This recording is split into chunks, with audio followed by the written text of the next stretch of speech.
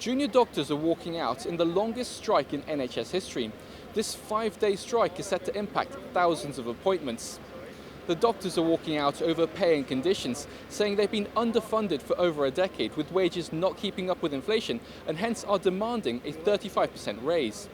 Health Secretary Steve Barclay, meanwhile, says this much is unreasonable and that it risks making inflation worse and hence making everyone poorer.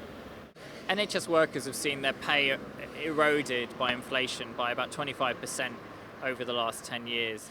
We're asking for above inflation pay rise to address the loss of pay, and so we can recruit and train and retain staff and address the understaffing crisis. This is the fourth round of walkouts by junior doctors in England since the pay dispute started. The government has been anxious to avoid pay offers which could entrench high inflation. Chancellor Jeremy Hunt stressed he would take difficult but responsible decisions. Boothroyd said the NHS is struggling to retain staff. Working conditions are terrible and there's a huge turnover in staff as people join the service, get trained, join the service, then get burnt out and leave. There are more than 110,000 vacancies in the NHS. 1 in 10 posts are unfilled. This puts pressure on staff and affects the care patients receive. The walkouts add even more pressure. Over 600,000 appointments have been cancelled because of the strikes in recent months.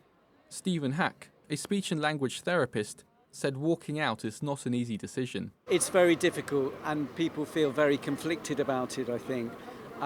Nobody wants to be on strike. We love the job that we do. We love caring for patients and providing for patients. We don't want to be on strike, we want to be at work, but we want to work with good conditions that are going to put patients first. But you have to do that by supporting your staff. If we don't have any staff, we can't support patients. For Bigsby, it's not just about pay, but about broader reform too. We need funding for people to be able to train and go to university, to fill posts. We have so many vacancies in all the various specialisms. We need to make it easier for people to get training posts. We need to fund training to help get new people into the trust, and then also give them an incentive to stay, because there is no incentive to stay right now. Planned strikes by junior doctors in Scotland were called off after they accepted a new pay deal. The Scottish Government offered a 17.5% raise over 2 years. Prime Minister Rishi Sunak announced a 6% raise for NHS medics and is calling on union leaders to call off the strike action. If the junior doctors' strikes are not called off, they will carry on through to 7 a.m. on Tuesday next week. People can still call 999 for life-threatening emergencies.